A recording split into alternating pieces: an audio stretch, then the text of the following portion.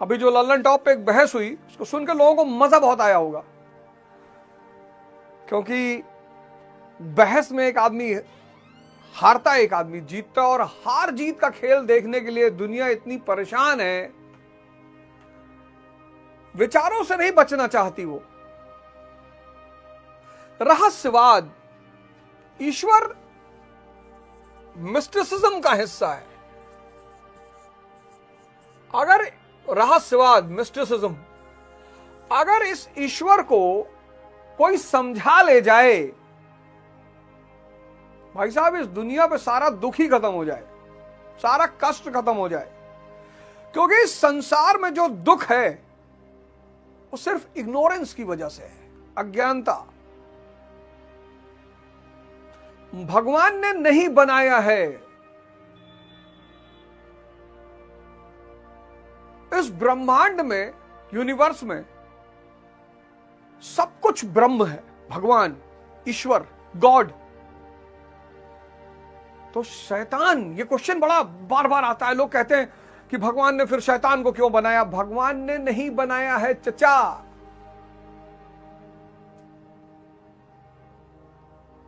भगवान क्यों बनाएगा शैतान को? क्यों बनाएगा? क्यों भगवान, गॉड, अल्लाह, इनमें से किसी ने शैतान को नहीं बनाया है। शैतान इंसान की अज्ञानता है,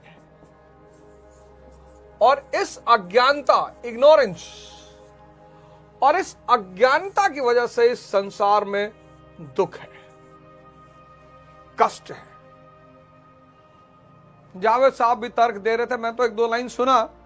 इस तरह की बहसें मैं सुनता नहीं, मैंने सुना मुफ्ती साहब जीत गए, मुफ्ती साहब को जीतना ही था, मुफ्ती साहब को जीतना ही था। भाव तर्क पर कभी हावी नहीं हो सकता। इस दुनिया में जब भी ईश्वर पे बहस होगी, एक बड़ी प्यारी घटना घटी जो जावेद अख्तर साहब के बीच घटी और मुफ्ती साहब के साथ घटी, वही घटना घटी, बड़ी प्यारी, बहुत प्यारी। लेकिन अब जावेद साहब चूंकि एथिस्ट है, ऐसा मुझे लगता है, और एनलाइटेंड नहीं है, पढ़े लिखे हैं, ज्ञानी है, बहुत प्यारे इंसान है। कभी कभी मैं सुनता हूं, उनको बहुत अच्छा लगता है जावेद साहब को सुनकर, अच्छी बातें करते हैं। लेकिन जावेद साहब एनलाइटेंड नहीं है, मिराज नहीं घटित हुआ उनको।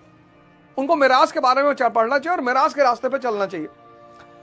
खैर, बाय द वे, ऐसा हुआ कि केशव चंद्र सेन, बहुत बड़े ज्ञानी, बंगाल के बहुत बड़े, तो बहुत बड़े ज्ञानी, तो एथिस्ट, बोले भगवान है ही नहीं। तो लोगों ने कहा कि गुरुजी, ये काली जी का जो मठ है ना, कलकत्ता, मतलब वहां एक सज्जन रहते हैं, रामकृष्ण परमहंस, वो तो कहते हैं कि मां काली के उसमें वो डूब जाते हैं और मां काली दर्शन देती है और ये और वो फलाना। केशव चंद्र सेन ने कहा, अच्छा, बहस का आयोजन करो, बहस का आयोजन करो, बहस होगी, शास्त्रार्थ होगा। इंसान के पास शब्द छोड़कर है ही क्या?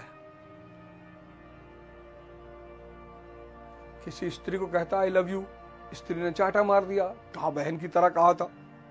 शब्द से बड़ा धोखा इस ब्रह्मांड में कुछ भी नहीं है। कनक कनकते 100 गुनी मादकता अधिकाय, इन्हें खाए बौराए जग, इन्हें पाए बौराए। कनक शब्द है, एक कनक मतलब सोना, एक कनक मतलब धतूरा, एक ही शब्द है। यह है शब्दों की लीला।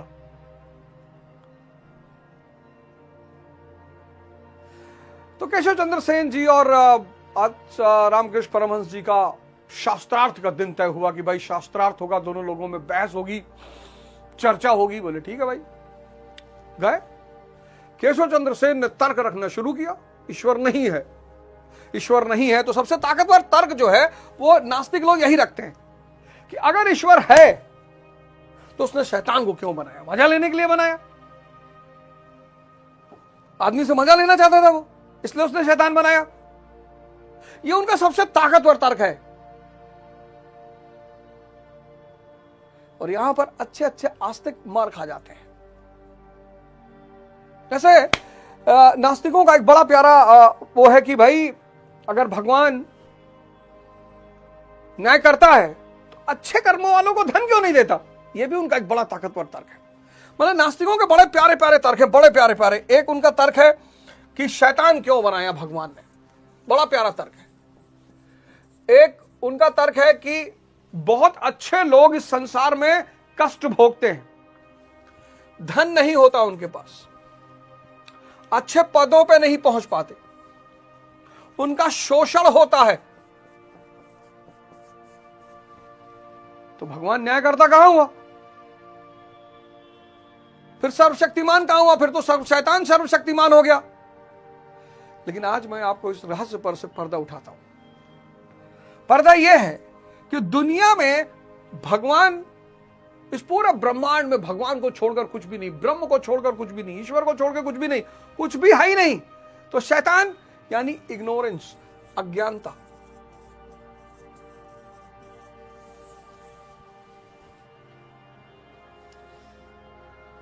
अज्ञानता, अज्ञानता,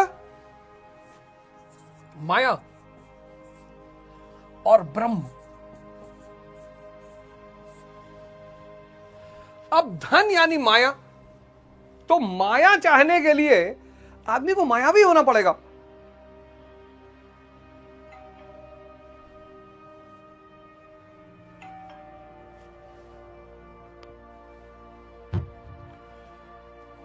पद पाने के लिए आदमी को मायावी होना पड़ेगा। उसमें ईश्वर क्या करे, ये धन, ये पद, ये सब माया के हिस्से हैं, मन से जुड़े हैं।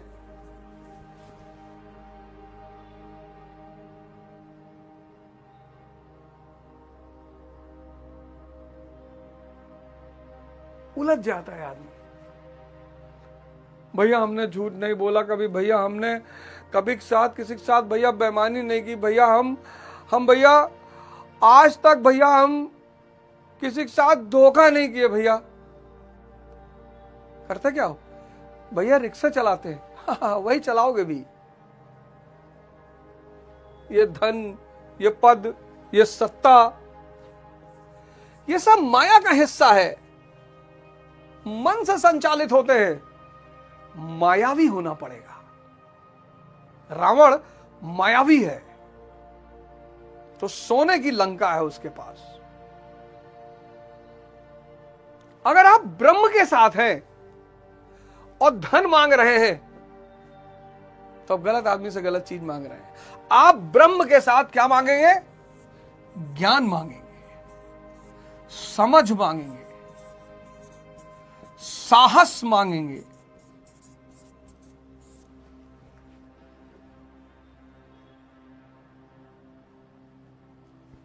समाधि मांगेंगे।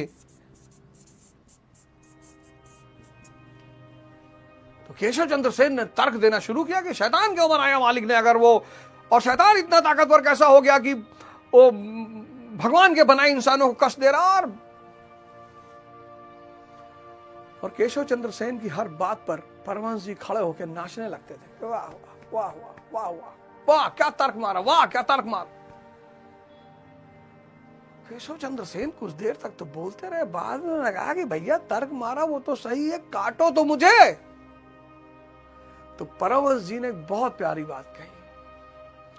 बोले भाव को, शब्द को भाव से नहीं काटा जा सकता, शब्द को शब्द से ही काटा जा सकता है। मैं अनपढ़ आदमी, शब्द तो है ही नहीं मेरे पास सिर्फ भाव है। और भगवान शब्द के भूखे नहीं है। नमामि ईशमीशान निर्वाण रूपम विभम व्यापकम ब्रह्म वेदे स्वरूपम अजम निर्गुणम निर्विकलम निरीहम चिदाकाशमाकाश वासम भजेहम, इसके भूखे नहीं है भगवान। तो भगवान किसके भूखे हैं, भगवान भाव के भूखे हैं। ठंडक बढ़ गई है, ठंडक बढ़ गई है, तड़प रहे होंगे लोग आप में से जिन लोगों को मेरे इस गीता के प्रोग्राम से 0.1% भी फायदा हुआ होगा, तो फीस के रूप में किसी आदमी को एक शॉल दे दीजिएगा। लोई आती है, लोई खादी आश्रम में मिलती है, एक दे दीजिएगा इस ठंडक में। कार में चलते हैं तो कार में रख लीजिए, गाड़ी में बाइक में चलते हैं तो एक बैग में रख लीजिए। 300-400 रुपए की आती है। ये भाव है।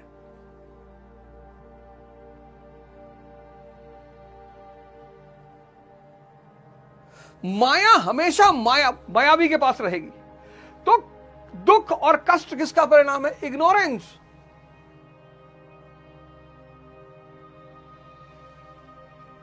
इग्नोरेंस। इसीलिए पिछला श्लोक जो हमने पढ़ा, यदा यदा ही धर्मस्य ग्लानिर्भवति भारत अभ्युत्थानम धर्मस्तदात्मानं सृजाम्यहम्,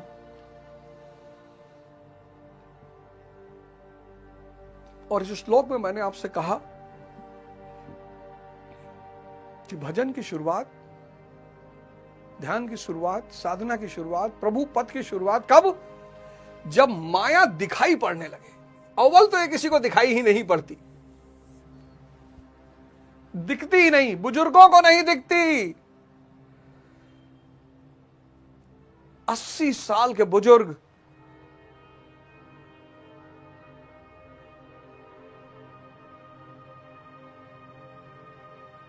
एक मूवी है नरम गरम, उत्पल दत्त की, कभी आपको मौका लगे तो मूवियां देखिए, ये मूवी देखिएगा, नरम गरम।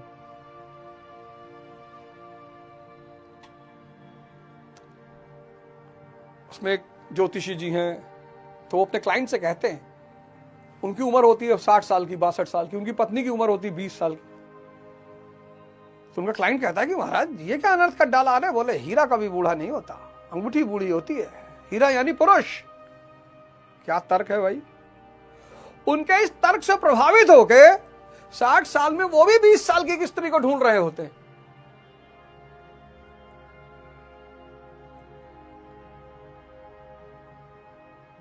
माया समझ में अगर आने लगे, मतलब समझ में आने लगे, यही प्रभु कृपा है, और दिखाई पड़ने लगे, ये भगवान का पहला आशीर्वाद है कि माया समझ में आने लगे। वो झुंझुनवाला 40,000 करोड़ के मालिक, डेथ हो गई बेचारी की।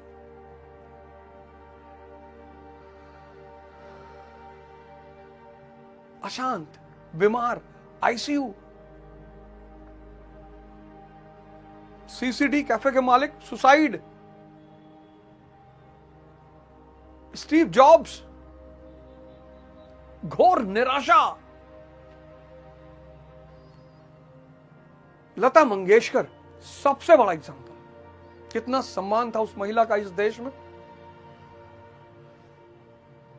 लता मंगेशकर जी का बहुत सम्मान इन देश में। ऐसा कुछ, ऐसे बड़े सारे व्यक्तित्व हैं, उनके मानने वाले भी हैं, नफरत करने वाले भी हैं,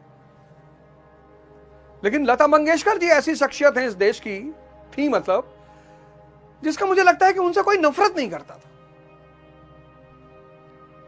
लेकिन उनके अंतिम जो वक्तव्य हैं वो यही है कि अगली बार मैं लता मंगेशकर होकर नहीं पैदा होना चाहती। सब मिला जीवन में, सम्मान मिला, भारत रत्न मिला, धन मिला, नाम मिला, लेकिन वो लता मंगेशकर होकर नहीं पैदा होना चाहती। आइंस्टीन से किसी ने पूछा कि अगली बार आप जन्म लेंगे? बोले यार चरवाहा बनना चाहता हूं। ईश्वर की सबसे बड़ी कृपा यही है, ईश्वर की सबसे बड़ी कृपा यही है कि वो माया को देख ले,